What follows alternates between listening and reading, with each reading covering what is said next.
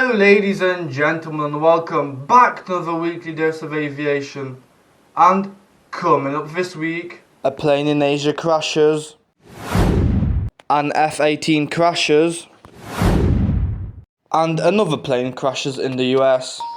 So, first of all, we start off in technically two places, which is unusual, but it'll make sense in a minute.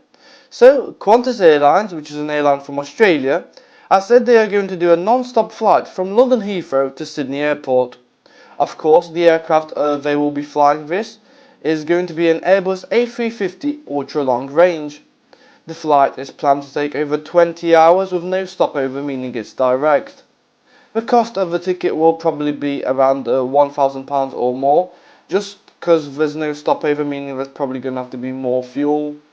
Alongside this, on the video, so you can see that Qantas have made everything as comfortable as possible to make this really long journey as comfy as possible. Obviously, passengers will still probably get leg ache, as that's normal, and I get it after a 2-hour flight, and I couldn't imagine doing it for another 18. But other than that, if you're trying to get somewhere quick, it seems like a really good choice.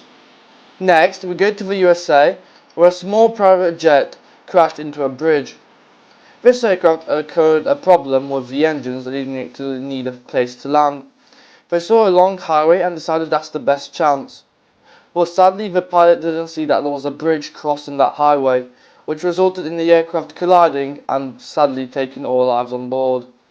The aircraft pretty much split in two, and the passengers, some were found 100 meters away from the aircraft, so they pretty much got flung out of the cabin. The pilots both died in the fire because the cabin and cockpit landed on top and the back wings landed on the bottom of the highway. We don't know much more about this yet, as there's still a lot of investigations happening around this, but we know that the fire caused by this crash did get dealt with, and the bodies have been dealt with, and now the highway is back open. Now, sticking in the USA, we talk about an F-18 operated by the USA Marine Army that crashed into a forest. As you can see, the pilot did manage to eject from the aircraft before the actual impact, but after the aircraft hits the ground, there's a massive fireball. We still don't know why this aircraft happened or what happened to it, but as you can see, on the way down, we can see smoke coming back from the F-18 engines, so we could assume there's probably some engine failure. The F-18 was only about 15 years old, so it wasn't the most modern aircraft, but it was still quite, well, a big loss to the army, as it will probably cost a lot to replace it. Now, head over to Asia, where another military aircraft veered off the runway and crashed into a ditch. There's only one survivor from this crash, and there was probably 4 people on board, I'm pretty sure. So that means there's 3 people that sadly lost their lives. As you can see, the aircraft landed on the runway and then continued straight for a short amount of time, and then veered to the left, which is very unusual, as the aircraft should have stayed on its track and on the runway.